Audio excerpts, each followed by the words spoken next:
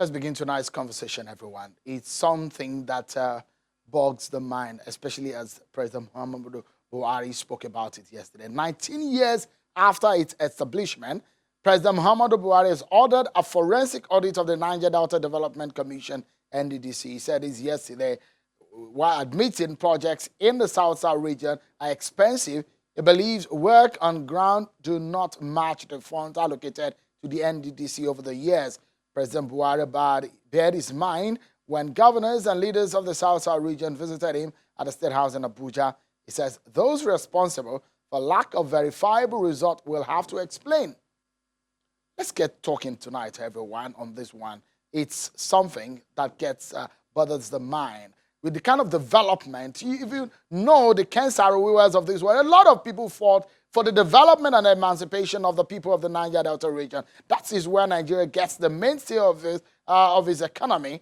But development there is nothing to write home about. So when the NDDC came on board, a lot of people said, well, there will be development. So where is the development? The question is. Billions spent over the last 10 or so years. Tonight, let's get our panel talking. Mr. G.T. Ogunye is a lawyer, and we also have Chief Joseph Eva, is a human rights activist, or also one of the agitators for the rights of the people of the Niger Delta. And we are also have, because we know that the House of Representatives is also looking into this matter. So we have the chairman of the committee in our Abuja studio, Honorable Olubunmi Tunji Ojo. Thank you so much, gentlemen, for coming on the program tonight. Let me perhaps begin with Chief Joseph Eva. How does this come to you when the president came and said, look, what is on the ground is not to write home about based on the monies that have been allocated to the NDDC over the years? Well, the president is right. But the forum where he's coming up with this probe matter is what worries us, especially those of us from Niger Delta. Because our governors went there not to go and talk about the problem of Niger Delta or the NDC. They went there to ask the president or told the president, you did not carry us along in this your recent announcement of NDCC board. Is that what they went there to do? That was what they told us. Even they held a press conference before now when the president was away. He told the whole world that when the president returned back, when the president returned to Nigeria, they will meet him over the NDDC board appointment. Unacceptable. Why? So the politics of the setting up of the board is another kettle of fish. Yes, and the president just gave it back to them. All of them were dazed. The president shocked them. Well, you know, telling them that I want to prove the NDDC. The rotational issue has been a major issue of the NDDC politics over the last weeks or so. Yeah. When he came on board, which state is next, as the MD or as the chairman? As the MD or the chairman, even from time immediately, even after the establishment, the government of the day, anytime, never follow what they put on ground. And that was why when this president democracy came up during the Oputa panel, I petitioned Oputa panel that what you use in the name of development, that like whether it is NDDC, whether it is 13%, we want the method that Babangida used to build Abuja. All these ones that we are doing is just story left and right. Babangida used trade by barter to build Abuja. Babangida was giving crude oil to Julius Berger and gave roadmap to Julius Berger to turn Abuja to London, to turn Abuja to America. We told them that the method Babangida used to build Abuja should be used to build the Niger Delta. If you are giving 13% in the name of crude, if you meet with Kappa and all these construction companies and you give them our crude and let them be selling our crude, use the method, the same method, to turn Niger Delta to London, it will turn Niger Delta to London. I petitioned Oputa panel. And the secretariat told me that my petition is dangerous. All our petitions were not given attention at the Oputa panel. Because we know that if you are using 13% and all, look at the governors. I know they were ashamed because they went there on something that is very funny and the president gave it back to them. We expected them to tell the president, yes, we accept this your probe panel method. The president is excellent. We give kudos to the president. But is the federal government paying their own amount, the real amount written in that law to NDDC? No. Our traditional rulers took federal government to court that federal government is owing NDDC over 500 billion.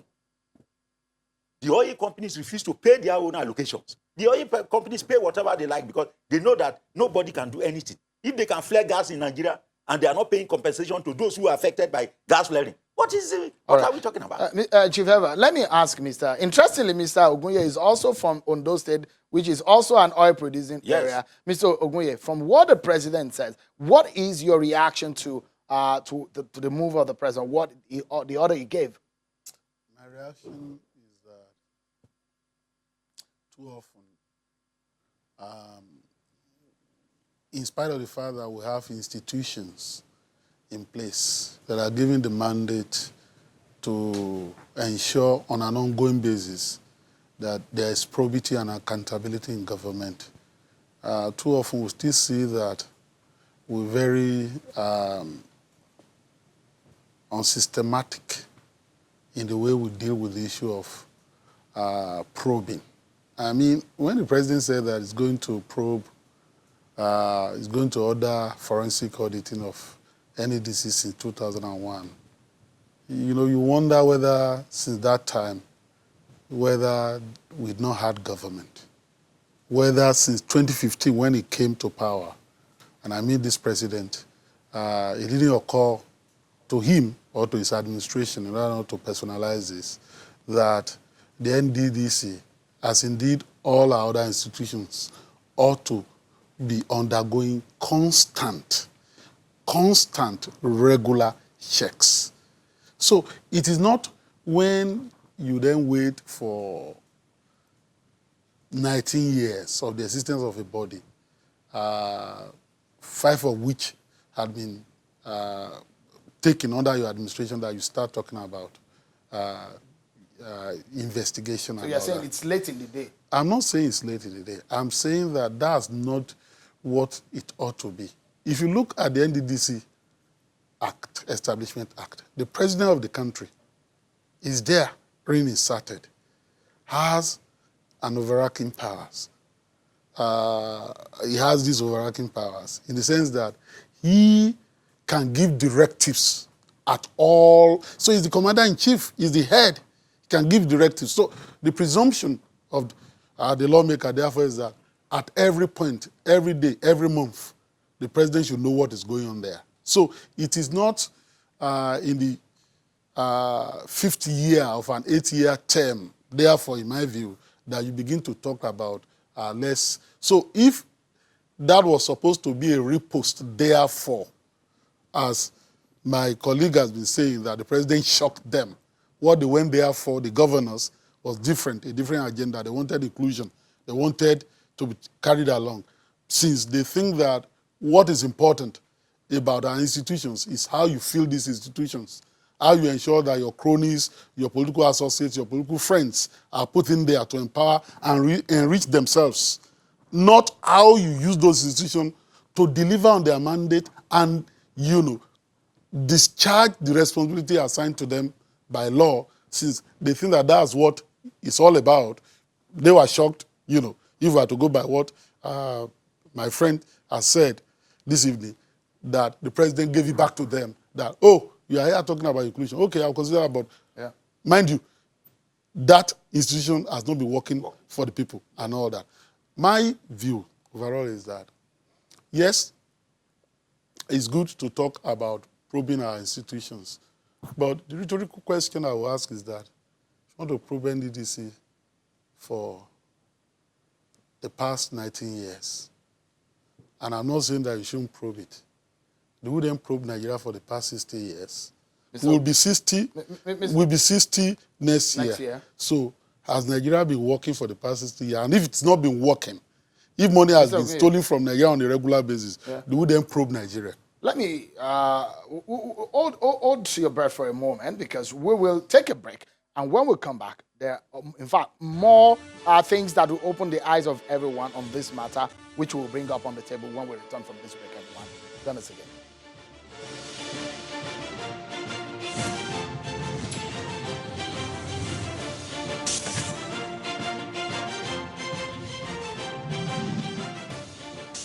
thank you everyone for staying with us. So the impression in the Niger Delta, especially the unwritten ones or the ones that are not as popular, is the fact that you might have 6, 7 states within the oil producing state. There are beliefs that some people have access to funds that make them like another government in the government of those states. Those are some of the issues underlining beyond the surface of the issues of probing the NDDC. The politics of it is deeper than what the eyes can see or what meets the eyes. So tonight, that's why we're dissecting and breaking the issues down for you. President Buhari, a lot of people said, good that you want to audit it, but there are other issues on this matter. Mr. G.T. Ogunye is a lawyer. Chief Joseph Eva is a human rights activist. And from our Abuja studio, Honorable Olubunmi Tunji-Ojo is the chairman of that committee as superintending over the NDDC. Let me quickly go to our Abuja studio with Honorable Olubunmi Tunji-Ojo. For example, the Ijaw Youth Council had come out to applaud the president to say it was a good one, but he said extend it also to the amnesty program. The House of Representatives wanted to probe the same NDDC. How does this come to the House of Representatives, the move of the president? Well, thank you so much, Sheil.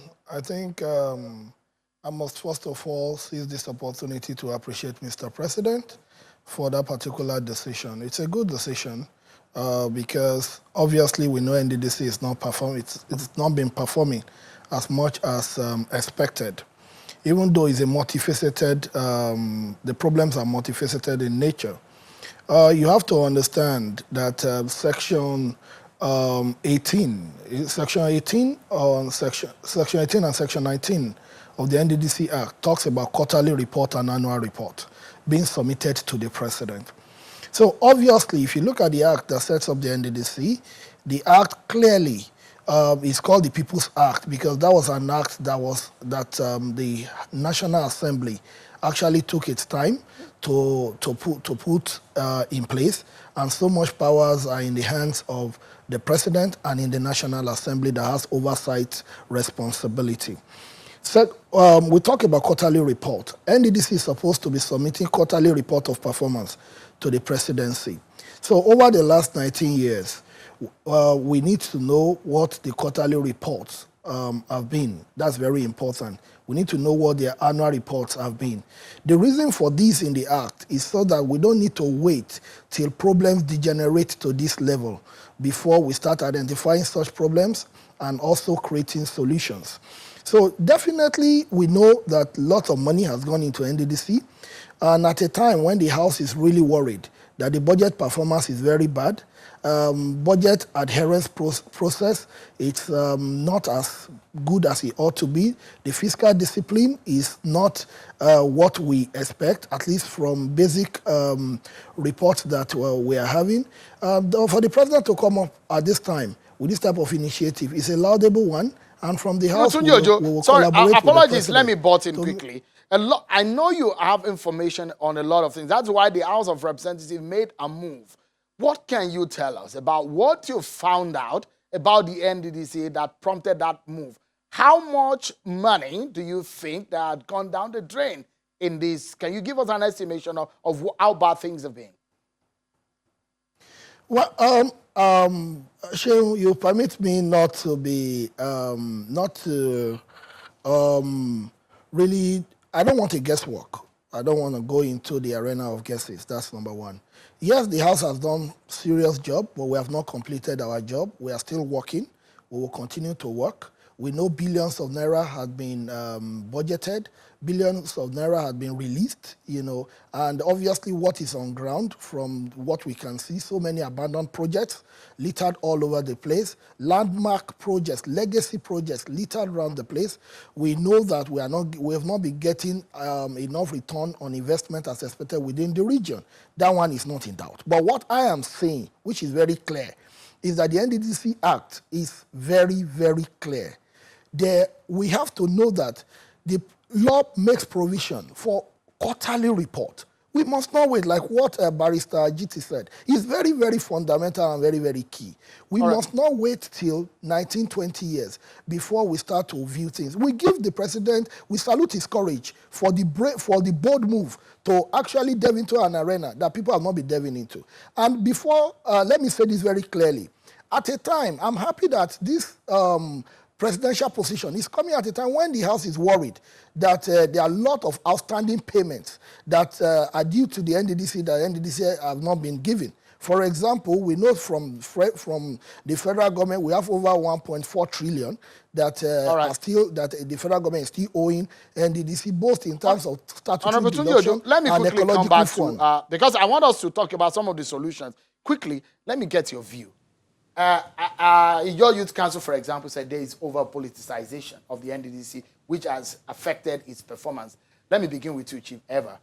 In terms of the politics of it, how bad have things been? And what's the way forward? We just have a few seconds before the end of the program. Well, it's any government that come in, you have to appoint your party members as board members, as directors, executive directors.